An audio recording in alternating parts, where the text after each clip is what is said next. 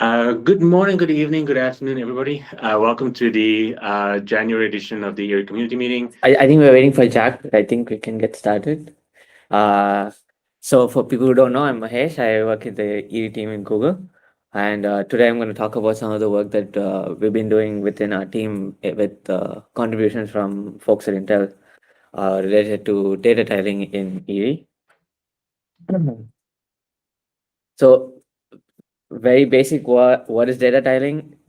As most people would probably know here, it's a way to get your operands into a layout so that you can map a basic unit of work easily to vector instructions without having to do complicated padding, peeling or masking or things like that. So to take an example, if you're doing a quantized MATML of I8 to get an I32, there are instructions on ARM64 devices that can allow you to do left hand side of 2 cross 8, right hand side of 8 cross 2 to get the final output of 2 cross 2.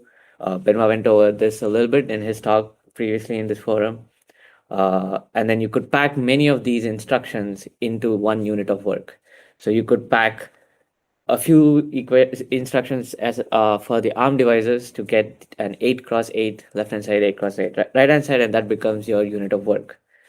To make sure that for all problem sizes you can map your computation into this unit, you would need to do some sort of padding so that you get your problem size to be a multiple of this unit. So that would be enough with padding. But what data layout transformations give you on top of it is it makes sure that you keep your data access pattern contiguous for the operands, even when you're executing across the different units of work. So that puts you in a better position in the space in terms of cache utilization because all your accesses are contiguous. It removes a lot of complexity from the code that you would have to generate to handle multi-level caching, all of these things. You might still need that to get like a last bit of performance, but by default, you're hopefully in a better state. I think we've got an audio issue, so can we interrupt and pause for Restart a again? second? Sure. We might not be restarting, but I'm not sure if Yeah, others can hear us, and I don't think we're hearing them. Cool. I had the same issue in the morning. Uh, Okay, Jacques says they can hear us. Okay. yes. but we cannot hear them. I think we can hear them. Let's maybe try exiting here and then re-entering. Will that break the recording? No, I know. someone else did the recording. Just that all of this will be recorded.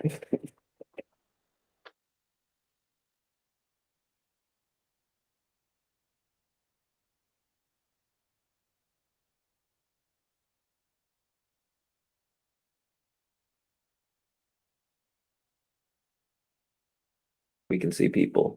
We Your mic. can you hear us? We can hear you. Can you hear us? You can Okay, it's fixed. Good. Turn it off and on again. Cool. So I don't know if there are any questions before. If there weren't, I'll go ahead. But if there are questions, please feel free to raise your hand and we can take it as we go along. Yes, there was. Benoit had it.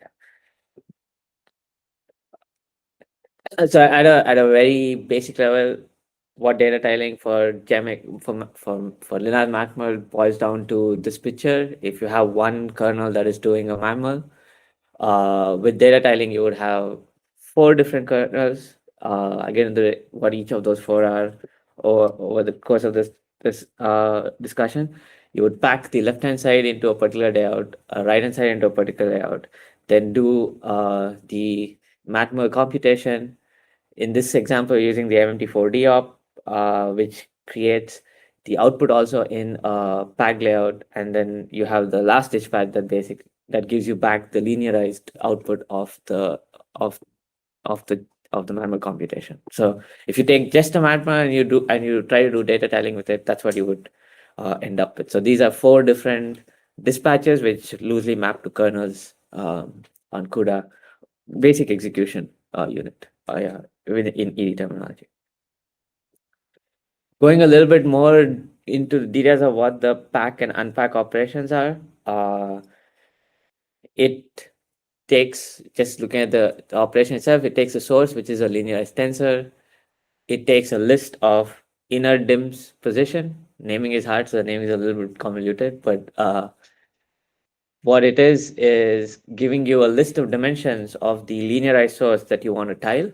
So in this example, the value is 0 and 1, which is saying that both the 0 dimension and the first dimension of the source needs to be data tiled. The next is the tile sizes, which is architecture dependent, and they correspond to the tile size you would use for each of the dimensions in the order that was specified in the inner dims position. I'm not listed explicitly here, but there's also an outer dims permutation that allows you to permute the uh, uh, the the dimensions of the packed tensor on the outside. So not the inner tiles dimensions that you get, but the outer dimensions that are going over the tiles. So this is an explicit conversion of rank. So now if in this example you start with a 2D tensor, you end up with a 4D tensor. So to make sure that your tensor is well formed, you will need to do some padding in case the tile sizes don't divide this problem, the size of the original source tensor. So the pack operation in general has padding semantics. The reverse operation, which is the unpack, looks very similar, and just like and the reverse of the pack, just like the reverse of the pack, the unpack has slice semantics. So you get back the slice of the output that you would need to get back the original result.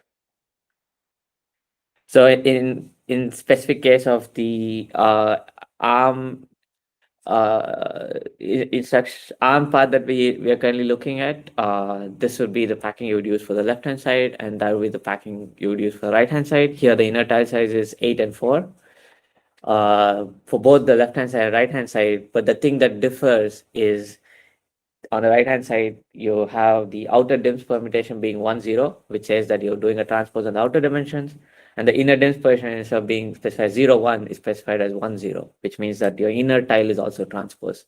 So this gets your right hand side matrix into a layout so that as you access the right hand side everything is contiguous, and the same happens for the left hand side. Going to the compute operations, you can't use a linearized math model directly because that works on 2D tensors. You would need to use a different operation that can do the same computation, but now on a higher dimensional tensor. So there is an operation which is the MD4D operation that was added when we started looking into this path a long time ago. So we can still use that operation. It just represents a tiled matrix multiplier execution. Recently, Nicola landed a few patches that can take any linear op and convert it into a higher dimensional linear generic op, which does the same computation but in a tiled fashion. The advantage here is that by construction, the unit of work, which is the inner tiles of this computation, are vectorizable. That's the reason why the packing was done in the first place, and you get better memory access pattern. So the code generation for this to get reasonable performance should be fairly straightforward. And this has been before we started doing the data tiling work in this context, we already had a path to target MD4D operations. It just had a long layering. So within that, we'd already seen that it was able to get good performance, matches the performance that was achieved through RUI. And in reality, all the approach that is being taken here is derived from what RUI used to use for matrix multiply. For context, RUI is a library that was developed by Benoit for matrix multiply, high performance matrix multiply kernels on ARM architectures.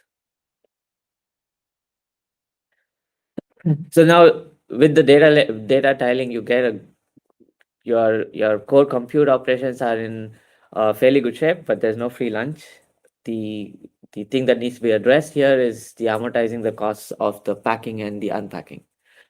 In general, there are two ways of doing it. The first, more local approach is to try to fuse the packing operations with the producer, and conversely, the unpacking with the consumer. The way we try to get this working is both these operations implement a tiling interface. It's an interface for tiling that's been developed upstream, and the properties of that is once an operation implements that interface, fusion with producers comes out of the box. So it should be easy. by default handles fusion of packing with its producers. Fusion with consumers is a little bit more involved, but we have an implementation of it, but it's not as straightforward as fusion with producers. The other approach that you could use to amortize the cost of packing is by propagation. So you can look at the source of the packing operation and then do a data layer transformation on the operands of the operation producing the source. So in some sense, you're moving the pack operation above the producer so that you're now packing the operands of the producer and you get the result in the layout that you want. In general, that's a harder problem. It's not always clear that you can always propagate the pack across any producer. And it's also an issue of profitability. The layout that you want the output in might not be something that you can use in a way. It might not match the layout that you would want for the producer operation.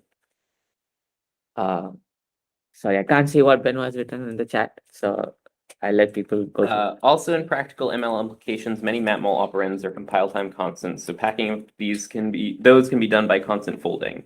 Time to play with still has passed from December. That's right. Actually, that's one of the things that we need to resolve to land this part fully.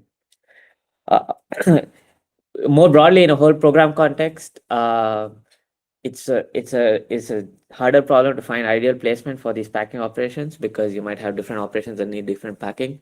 So it becomes a constraint solving problem, which gets harder with arbitrary control flow.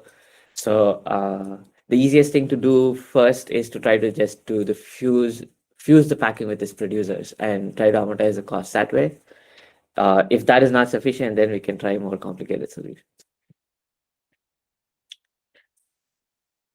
Okay, so this was just about packing and getting the code generation. What you need to do in the code generation side of things to get the code that you want. The next question was, how do we support this in IREE? Before I go into details, maybe just a bit of background on like overall flow of IREE compilation with as required for this discussion. There's a flow dialect is where you identify atomic units of work. So you take your input program and you partition it into units of work that map to a dispatch region. Loosely a kernel on CUDA. Not loosely, it's like it exactly maps to one kernel on if you're writing a CUDA, if you're targeting CUDA. And this part is architecture agnostic, so we don't know specifically what architecture you're targeting. Then the stream dialect is responsible for scheduling these dispatches, and the HAL dialect is where you have the information about the architecture that you're generating the code for. With it, for the data tiling approach, you would have to move the packing and the unpacking operation into their own dispatches so that you can pre-process the data into the layout you want. And because the pack and unpack need the inner tile sizes explicitly, and that's not something that you have available at Flow, doing this in architecture agnostic way using the pack and unpack was not feasible. Yes, Nicola. Yeah, I have a question on that last point because something seems a bit off to me. So let's see. Where do allocations happen? Whatever is given to the HAL level, like somewhere these, the graph level bufferization at some point happens. Where does that happen? That's in the stream dialect. I see. And the stream dialect doesn't know anything about the backend, right? Correct. Okay. So I guess I'm seeing, or it feels like something that feels a bit fishy to me, because if you're doing allocations in a target independent way, it means there must be some size that is good for everything. Is that true or not? There needs to be a size that is good for everything you're targeting. And so we're architecture agnostic, but we're not necessarily informationless.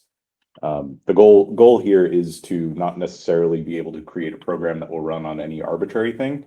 But if the user says, I want to run on these 3 different shader model architectures or these 4 different ARM CPUs, that we would pick between those, as opposed to saying this one specific hardware instantiation. So we're architecture agnostic, and we try to be general there so that we can do things like that, as opposed to requiring entire copies of the program, even if you're targeting, little and big cores on the same physical device. Right. Okay. And so does that mean that we could technically use pack and pack ops with those common tile sizes at that level? Is that accurate? The padding of the allocation is really the only thing that matters at this level, not the actual dimensionality of tiles. Because the only thing we care about on the outside is that we can call, ku mem alloc with the right byte size. We never actually touch the contents. All the contents and how you actually process the data is done in the dispatches that are hardware specific. And so one of the assertions at this level, if you're targeting multiple devices, is you really just need to be able to allocate the right amount of memory. And that padding that we choose to do on that memory allocation is something that can be queried all the way to runtime. We just don't We know don't do it today, and we can. I had something later on that was specifically addressed to us this point. So Okay. Another So I guess I'll question. wait. Oh, sorry. No, go ahead and finish, Nicola. I You was said he'd saying, wait. great. I guess I'll wait for the next. Okay. Someone else has a question on the chat. I just wanted, because I know that you can't see those. yeah, I can see that. Where does the progressive lowering occur? Like various generic optimizations on SCF standard affine, are they even applied to stream dialect? This is Samarine Joshi. So graph level transformations, I shouldn't use graph. Program level transformations happen at the flow level, and then when you have what you want to target as a single kernel, lowering that into the final scalar code happens within the HAL dialect in the backend. So that's all the backends are basically nested within the HAL dialect. Yeah, conceptually at the flow level, you're basically just saying, I want to do, these 2 units of work, and here is the buffer that needs to exist between those. The stream dialect just makes sure those buffers get allocated, and then the HAL dialect is the thing with the code gen on there that actually acts on those buffers. And so if you were to draw this as a pyramid of kind of like deployment configurations that fan out, the flow dialect, we try to keep that as small as possible. Because any additional configuration we need to support there, combinatorially explodes the whole problem. Whereas once you're at the HAL dialect, if you want to multi-target and multi-version, and specialize for different architectures, you can do that much more effectively. You don't, in a lot of cases with this tiling stuff, need to specialize, basic element-wise operations and things like that for different architectures, but you might decide for your comms and your map mols to do that. And this gives each one of those target backends the ability to kind of make those decisions as it needs to based on what it's actually generating. Ojo? Yeah, so just looking at the last point there, if the pack and unpacks, if they're not added to the flow or at the flow level, where are they added? And how can you form dispatch regions around them if that's That is in the next slide. Oh, okay. Then I'll wait to the next slide. Okay, so at the flow level, what you only need is that you need to know that a particular tensor is going to be data tiled. You don't need to know the specific layout that you're going to use. And you also potentially need a way to disambiguate between different layouts you want to use. Like the left-hand side of a matrix multiply has a particular layout, right-hand side has a different layout. You don't know the specifics of that layout, but you just need to know that they're different. So restating the problem, you need an abstract representation of data layout at the flow level, and that's enough for everything you need to do at that level. So we decided to hook into the tensor encoding mechanism that exists and is being used by the sparse dialect work being done upstream. So for operations, for tensor values that we know we want to change the layout, we have set and set encoding operations that take a tensor value and just add an encoding to it. It is a representation to say that IREE by default treats tensors as row major linearized. The encoding tells you that the actual tensor layout that you're using is different from that default. So the way data tiling gets injected into the program is there's a pass today that goes and looks at each linear matmult and adds the set and unset encoding around its operands to signify that the operands are being data typed. And one nice thing about this is the same thing we can use for a bunch of other techniques. So sparsity is the thing that kind of originated the tensor encodings that we're using here, because block sparsity is a type of data tiling encoding. And this kind of uses the same thing. Other things we can end up doing with that are compression and then optimal image formats when we're targeting GPUs that have support for that. Whether you are using a DXT compressed image or something is an encoding on a tensor that you would be able to encode in the same way. Right. So going back to the sparse dialect stuff that Ben was talking about, the tensor encoding that they use in sparse dialect is pretty rich based on literature.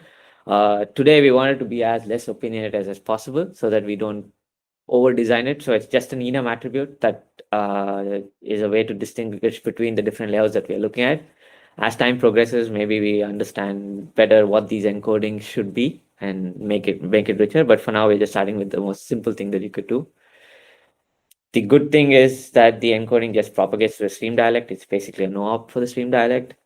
And when you get into the HAL dialect, you can treat each of these encoding enums and convert them into the combination of the outer dims permutation, the inner dims position, and the inner tile sizes for each of the encoding based on the architecture that you're generating code for, because at the high level, you have all the details that you need to make this decision. Thing that I didn't mention earlier, the inner tile size can also be dynamic. This is actually not part of our initial exploration, but we needed it to land some of the pieces that we want to move under this framework. So the inner tile size can be completely dynamic and be runtime configurable, and this is being used today. This works well for compute operations as well. So when you form the dispatch, you would have a linear.matmul, which with the operands having the encoding on them. I just changed the actual encoding to be more fit into the slide. And then you can convert that into the lineage MT4D operation and use the stuff that Nicholas landed upstream to convert any lineage op into the corresponding lineage generic. And from there, everything is explicit. You know, the explicit tensor dimensions, explicit layout, and then your code generation just has all the information that it needs. And it sounds like this is, with Nicholas's changes, which I've not reviewed, this could potentially fold in and apply to other Pretty algos. much, yeah. And just what you do for Magma, you do it for any other. We just use the MD4D because it existed. Yes. Sorry, I was going to mention there are limitations. It's not like everything just magically works out of the box. Some of the limitations include basically it has to be some sort of permutation. Otherwise, you need modulo and div operations. So if you want to, let's say, data tile the image of a convolution, for instance, since it's accessed by a kernel, you will need actually an operation that has div and mod, and lineage does not have that. So on convolution, you can only tile or data tile, sorry, the batch, channel, filter dimensions, but not the other ones, at least not within, it's not closed under lineage, let's put it this way. But I've been thinking about other type of structured ops that could also work with that, but this would require extensions. Anyway, so just a word of caution is like it works for permutations. That's about it. And I think that covers a vast subset of things that we need, like for convolutions. I think that is what would be important too. Okay, so let's a little bit more on the pros and cons of using the encoding mechanism. One is that the upside encoding allows you to not leak architecture details of the compilation stack. There are ways we can try to structure the problem to get around that, and we can discuss that later. The other benefit that might not be as obvious is that the rank and shape of the tensors don't change very early on in the program. So if you try to do it at the flow level, it means that you have to change the computation into something else because your explicit tensor layout has changed. So if you had a lineage.matmut in your flow in your program, at the very beginning, you would have to convert it into something that is not that. And having that semantic information is useful. It's better to keep that later on in the pipeline to actually till you do the code generation. So that's a big plus. And like Ben mentioned, it's similar to how sparse tensors are being handled. Pretty much the encoding is used for the same reason that you can keep a lineage.mat mode operating on tensors of sparse type, but your core computation hasn't changed. And it's only when you start generating the code for it where where the layout becomes important. What are the downsides of it? There are potentially missed fusion and optimization opportunities. It could be that the two encodings that you use are the same in a particular backend, and you don't have the information to fold it away at the flow level. It could be that an encoding turns out to be a no-op, and in that case, you don't know that at the flow level, and you've already created those dispatches, which end up being a copy. So that's that's some inefficiencies that we still need to work out how to address. But that would only be the case if it was a dispatch that, like a pack that could not be put with its producer. If it was put with its producer. Yeah, if you fuse the pack with the producer, then if it's a no-op, then it's a no-op in the producer. So then it just, you basically don't see it. But yeah, you're right. If your pack is in by a dispatch by itself because it couldn't fuse with anything, then you might have some inefficiency. So that's good. Propagation is also harder because you're working on abstract types. So it makes it harder to reason about how you want to propagate it. We haven't looked at propagation, so we're not really thought a little deeply about whether it actually works on it with encoding or not. There might be a solution that works even on encoding types. Just haven't considered it in a deep fashion. So that's an overview of the data layout transformation work that's in IREE. The current state of it is we started with the ARM path targeting MT4D as the first mover on this because there was a lot of work done previously under the MT4D umbrella for targeting microkernels, generating efficient code, inline assembly through the MT4D op, and this allowed us to get all of those working without, as well as address the architecture detail leak that was happening at the flow level with the previous path. So all of those things have now been moved under the data layout change purview. So it's all enabled under the same work. So far, we only looked at within IREE, we only looked at the linear.mat mode operations, and we made a specific choice to say that we are going to have both the operands and the result be in a tile layout. That makes it simpler to write the microkernels and also connects to MT4D. So that was the decision made there.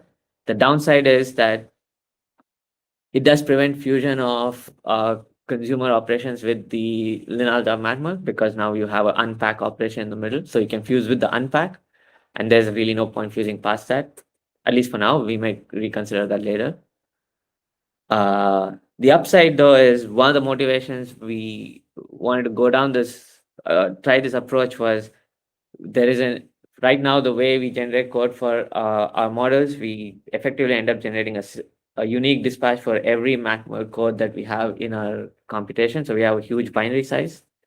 Eventually, we want to get to a place where, in the limit, we have a single kernel for all the mat modes that you have in the model, so that can really reduce your binary size. That has real effects on instruction cache usage. And in that scenario, fusing a mat mode with its consumer might not be something that you want to do. So it depends on trade-offs between binary size and performance, and that's a study that needs to happen. So for now, we felt it was a reasonable path to go down.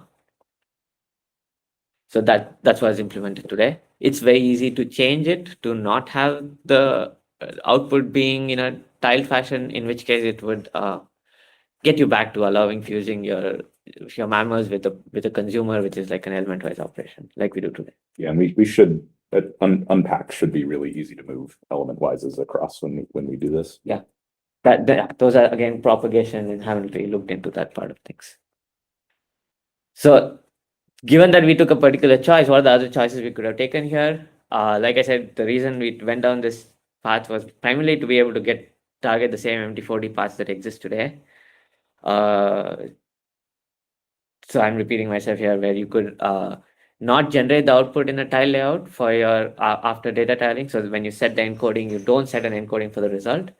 That will put you back on the path where you could fuse your manual computation with the consumer, and that should work out of the box by just changing the encodings that you use.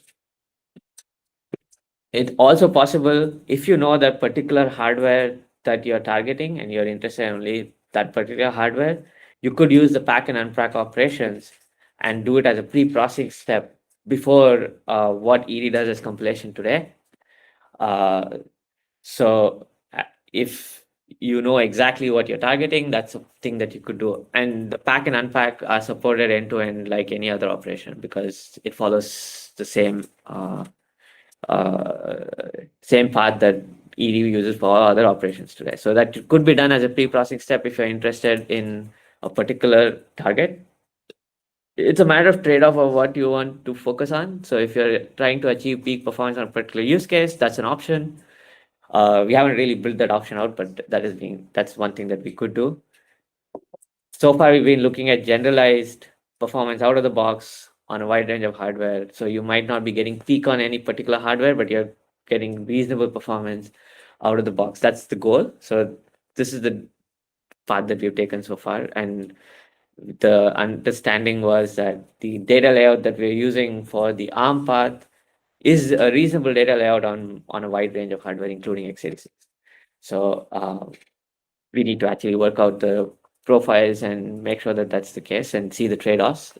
That's part of the work that we're going to do next.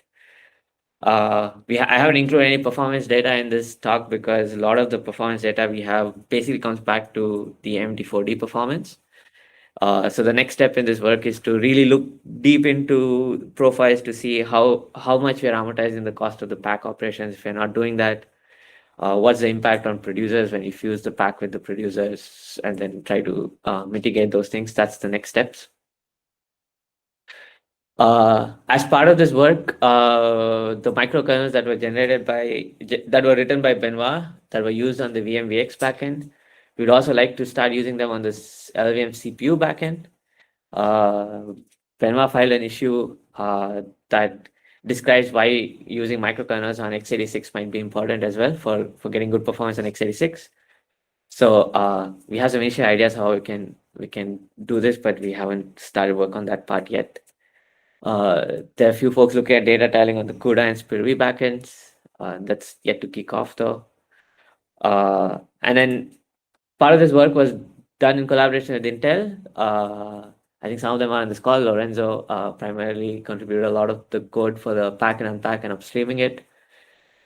They've looked at using these operations to get good performance on convolution-based models, and they've demonstrated that within the TPP effort that they're driving. So we'll probably try to use a similar approach within IREE under this umbrella. Nicola is doing some initial work in prototyping those things, and as we get more information, we'll fold that into the IREE compilation flow by default to improve our convolution performance. So those are the next steps. And I think that's the end. I don't have anything. Awesome. Any questions from people on the call? Goenka? Could you please go back to, the, let's see. Yeah, exactly this one. How about, let's see. Yeah, so you mentioned, the pre-processing step and then architecture information. How about using the fact that we can data tile by parameters, basically by symbolic variables, and then plug them later? What do you think about that? That was one of the options, but I think it would be really hard to manage where those symbols come from and where they get materialized and make sure that they get in a consistent manner across all the programs. That's an option too. I think we could keep that as a runtime constant, which just gives you the value. Kind of what Ben was hinting for the padding as well. Yeah, that's effectively what we would have to do because at where we perform partitioning and actual placement of dispatches onto devices and deciding which dispatches are getting compiled for which architectures is in the stream dialect. And so if we were to have free floating ops before that point, it becomes much harder to place them because, you know, those might get hoisted out into globals done at initialization time or whatever, but now you're kind of very far from where you actually need to be scheduling these things. And so having something that is a unit that we can kind of move around together with the ops that are actually consuming it just makes that a lot easier. We can outline things, we can, you know, inline functions, we can kind of do all that stuff very freely. Part answer to that, Nicole, I don't know if you agree with it or not. It's easier to model things in types, gives you more guarantee than modeling in operations. It seems like a similar trade-off here. I mean, it's always the same trade-off, right? Is SSA values versus attributes. So, I mean, one of the downsides that you didn't mention is that with the encoding stuff, either we need to find a way to encode all the data tilings we might want in attributes, or we're going to start having, you know, this enum attr is going to grow and it's going to be implementation specific, one case at a time. Each time you want to add a new op, each time you want to support a new op. So the intent is that we use attribute interfaces there. And this is, again, like the concept of this being effectively like a library call for, you know, turn this data into some other form of data, shuffle the data, permute the data, something like that. The thing that actually decides what the implementation of that library call is the attribute. And today it's done as an enum, and then it selects and just decides, you know, do the library call for a left-hand side of a matmul operation. But that can be entirely pluggable. And so it then becomes a question of, and this might be what you're getting at, of, is it possible to build a library call for the kind of transformation you want to do, or are you generating something that inherently is not library callable? And that then may change things. But if you can conceptually think of this, like if you were writing a library and there was some pack function you wanted to call, what would be the name of that function? That's really all that this is encoding. I think you two are saying two orthogonal things, though. You know, you're saying that, and Nicholas is saying, how do you, what if the function took a parameterized type? You know, what if it wasn't just an enum, but it was symbolic in some way? What would that be? I don't know. That was Yeah. the question. That was the question. Yeah, it should, you know, if we're able to generate code that uses this stuff effectively, we do ostensibly need to be able to derive it.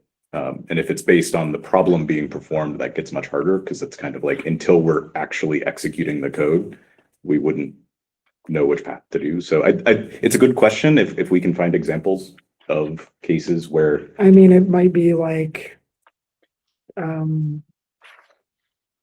block sparse blah by symbolic size. I mean, I'm making stuff up because I don't know, but I mean, the question of the types versus operands is exactly that. Or if you're taking an attribute based approach, do you know for certain that you never want to parameterize that? No, well, I guess I this think kind of also hints as these dependent types and this kind of, I guess, magic trailing operands that we could add to any op. Like if we had a trailing operand interface or whatever that we could add to any linear job, then you could do whatever, exactly the same thing that IREE is doing with the whatever tied outputs, right? To pass the SSA values, and you could actually encode a transformation there because you would have what you need, and that would be the same thing as so instead of applying it, you could actually transport it. And that would be rich and general in the sense that I don't need to write 20 different attributes and be sure that all instances of the usage of these attributes in the compiler agree. I can just actually say, apply this transformation, and then it will apply it at some point. Like basically you register that you're going to apply this transformation and make it unsurprising, I would say. Yeah, and you could imagine, you know, maybe it's a little bit of a stretch and affine maps still scare me, but kind of like affine apply. you have an attribute saying what you're doing, and then you can have symbolic values that you capture along with it. Here, effectively, we have the enums that we're using today are like aliases for some affine map. And the symbolic values are implicitly defined in the backends as they can query tile sizes and stuff like that. But we could make those explicit as well. It would just be the selection of what near the front of the pipeline you choose to make symbolic. If it's based on the program or a user tuning value or something like that, that's one thing. If it's based on the hardware architecture, then that's something that kind of gets harder to query at that level. I'll tell you a management trick is that you watch other people's faces when someone is speaking and know what expression they have. That means that you just added 9 months of work to my plate. What? It's fine maps. They're easy, right? Actually, I mean, it's interesting, Afan, because I think one of the earlier proposals from Lorenzo was for the pack operation to use a affine mapper to define the pack. I think that's what they started with in their development. But when they started moving it upstream, staging it in IREE and then moving it upstream, we kind of like affine maps is too heavyweight to describe that. Let's go with like something that is very simple to describe because that's what we need. But maybe affine maps are the final solution. Oh, it would be affine maps with the generalization, that being some mechanism to capture the symbolic values for them on that set encoding. Don't really. Oh yeah. Or at least knowing you can elaborate to that at some point. You just need to know. So here, for example, the assumption is that your right-hand side needs the same kind of affine maps, but the value of what you use for the tile size is different, and that is architecture dependent. So the affine map itself might be okay across architecture. If you want to be that specific for an architecture, that is kind of outside of it. Well, you might. We're out on a limb here on how general do you want this to be, but if you wanted it to be that, you would still have the placeholders are known to be runtime defined symbols. Some of them I can imagine in a fully generic setup are SSA captured in some way. We can still have the implicit ones that are hard to model atomically at this level. I don't know what level of generality you're after, but it seems like that's the axis. And what's nice is this set encoding and unset encoding are just kind of the front end ops. Once it gets into pack and unpack in the back ends, it's kind of fully explicit. And so I think what's nice is if we decide to completely change how we reason about these things at the flow level, and as we're doing this, shouldn't really change the rest of the system. So I think there's room for iteration here. There's room for alternates. Yeah. Yeah, I think that's what I said. The pack and unpack are like supported operations from the front end. So you could have a pack operation. And as that evolves, if that satisfies the generality, we could use that as the front end. This is just like one way to kind of low overhead way to do it without having to re-engineering the whole system when you wanted to change direction. And we've got the meme 0 days since we've been independent types. Because the other thing here that we'll eventually get to, people ask about heterogeneous compute and stuff like that. When we start crossing devices that might have different parameters for these things, that's where we need to, at a higher level, be able to reason about, we told it to pack into this form on this device, and then we're consuming it on this other device. We need to reconcile those, and how we do that will be interesting. It's done in lots of domains. You end up with non-optimal, but still somewhat optimal forms as intermediaries between devices and things like that. And those are the kind of things that would be much harder to do if we had already baked it out into a particular form ahead of time. We can't decide to move some work to a GPU and some work to a CPU, or a DSP versus the main general compute. We'll get there when we get there, but the idea, at least anyway, is that starting at this point gives us that flexibility to explore that space where if we were to hard code it, we would never be able to get there. Yes, see, this discussion reminds me of Jeff's late night proposal from PLDI that he pinned up that upset everybody. So like it's always fun to depend on dissection. But I see Kojo has had his hand up for a bit. Yeah, thanks. I was fine with the discussion. Continuing, I just had a thought on the trying to connect this to what this looks like on the ground. So you mentioned Kudo's future work. Can you speak a little bit about what the pack and unpack ops would look like, say on the Kudo backend? Particularly as you emphasize, the key here is really how these are fused with their producers and consumers, or you're amortizing the costs that actually get you to speed up? I'm not sure I know what the question is, because it basically is. Let me go back to the backup. There's no much different here. It is yeah. The difference would be the values you use for the outer DIMS computation and all the different things listed here. So at the level in the CUDA backend, what the specific values of those things are picked in the CUDA backend to say these are the values I want. Today we picked something that works for ARM. Actually, it's structured so that for ARM we picked this, and Benoit did some work to pick a different set for x86. But those shouldn't matter so much in terms of fusing with the producers, because you're never going to. All those are doing is changing what the inner tile size is. You're only going to be fusing along the outer dimensions. You don't want to go and fuse with the innermost tiles of these computations, because they map to something that is a unit of work on your hardware. So you're expecting them to happen in like sort of an atomic step, where you just perform those computations. And then the result of those computations, how they get used, is kind of what the fusion and all those things are. So it should not be very different. The kind of things that you would have to do to generate code on CPU would be similar to what you would have to do on the GPU, except you have another degree of parallelism that you need to account for.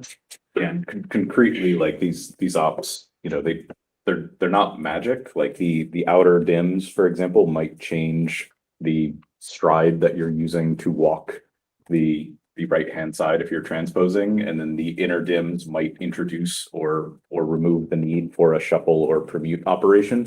But that's kind of it at the end of the day. The expectation anyway is that is all this ends up being.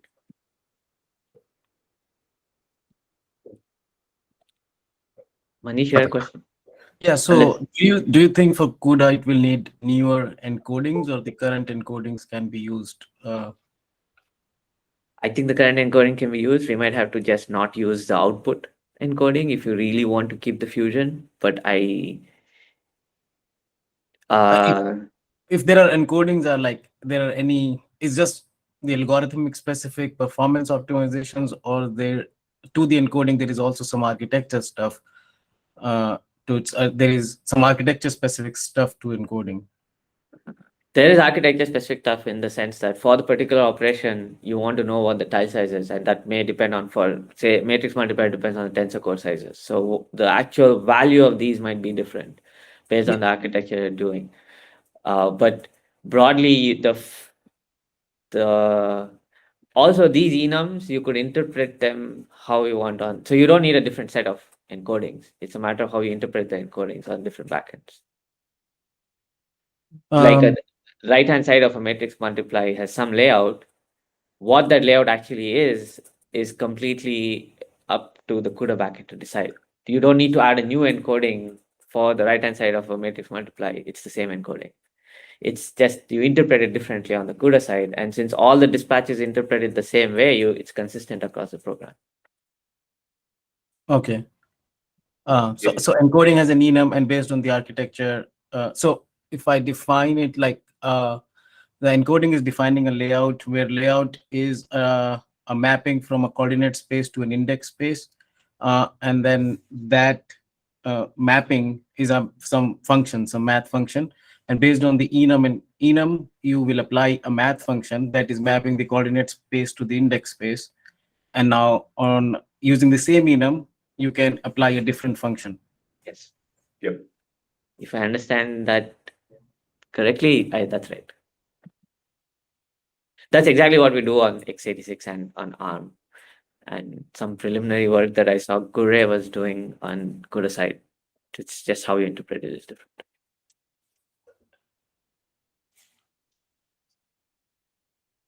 Thanks. Yes, Kojo. I don't know if this is related, but one thing I've noticed looking at various models, usually preceding a map mole will usually have some sort of a transpose. I'm guessing to get one of the right-hand side in a format. So there would be conditions for the matmul. And this is pretty common. I'm curious if this would address that, like, because we've talked about, efforts to fuse that into the matmul on the CUDA side. So we don't have separate dispatches before every matmul. That's essentially rearranging your right-hand side. Right. So I think there are two things here. One, maybe that is a little bit of a premature optimization being done, where the transpose is being introduced by the front end, where it's making a decision on how this matmul has to be executed on the device. So there's a little bit of that leak happening. If you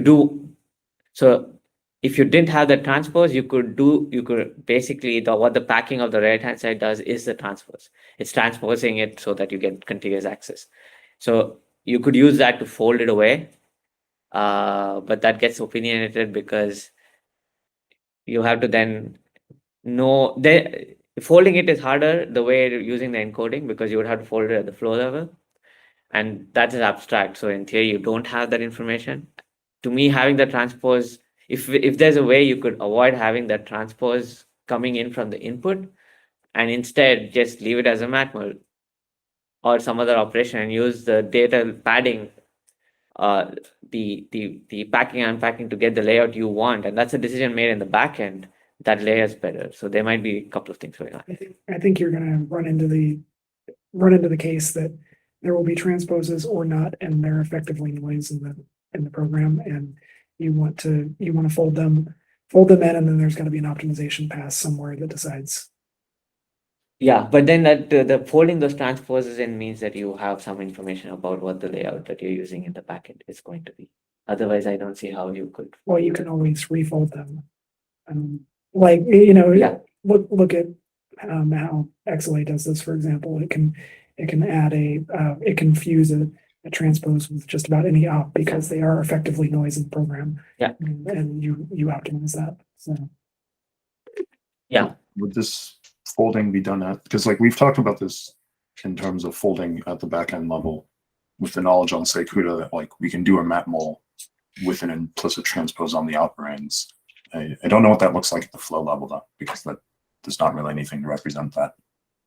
Yeah, those kind of things get tricky because there's capabilities that you have, but then there's reasons why you would and would not use them. So it is never going to be efficient to not transpose the right-hand side, even if the hardware might let you do that by like providing automatic striding of memory loads, because you're going to be making a lot more memory transactions, and that's often a limited resource. But if you otherwise would have had to do a dedicated dispatch and a full read and write through memory in order to get it transposed, they can be better. But this becomes like a pretty complex cost modeling thing. So yeah, it gets very hairy at that point where you're talking about these kind of data layout changes.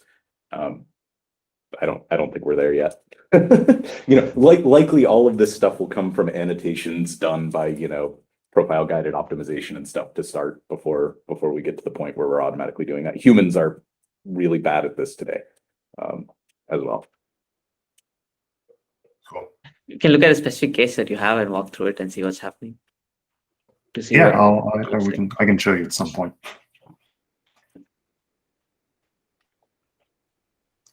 So I'll jump in here, I guess. You may be interested to take a quick look at the draft PR that I sent. The reason is, so considering we can do code gen wherever, so purely in the pre-processing type of thinking, that PR, what it does is it uses actually data tiling or pack and pack as a way to normalize any contraction. Meaning that whatever the flavor of matmul with or without transpose is, once they're folded, meaning that whatever order of IJK and transpositions of the operands you give it, it will normalize to always the same matmul on this thing and adapt the pack unpack accordingly. So that's, I guess, part of the generalization I was talking about, because like with one thing, you can handle all contractions, like all of them, 3D, 4D, 5D, whatever. And then same thing for convolutions. With one thing, we should be able to handle all convolutions. And that's something that is pretty powerful. So we can discuss it next time. Emma, do you want to just read out what you post on chat? Muted. You're muted. Yeah, sorry. I was just saying the root cause why transposing right-hand side is so generally useful beyond any specific hardware consideration like cache and striding is down to math. Matrix multiplication is not commutative. A times B and B times A are totally unrelated in general. But A times transpose B is almost the same thing as B times transpose A. Namely, it's the transpose. A times transpose B is the transpose of B times transpose A. In what I wrote in the chat, I had B and A swapped.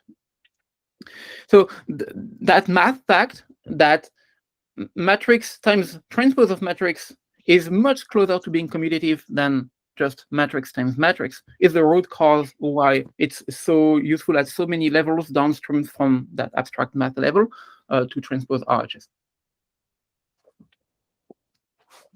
That's a good point. Maybe that's why we see so many times. Sorry, I didn't hear. No, maybe that's why the transposes are coming from in the models. Are They Yeah. don't want to learn the A transpose. Well, I these mean, transposes- they're really coming on because people have a matmul. They just know about matmul, right? So then you need to transpose B in order to get the commutative property or close to commutative property. But if you have an Einsam op, you don't really care that it's a matmul or a whatever. Like the op semantics can change and give you the transpose for free. It also gets interesting with gradients, you know. But anyway, so I think we're running a little bit out of time today. You know, thanks for the great presentation. So you know, if folks have more questions on this, please follow up, you know, online in the chat room or email, and we'll send out the recording soon. And please remember to fill in the form for topics of interest. Thanks very much, everybody. Thank you.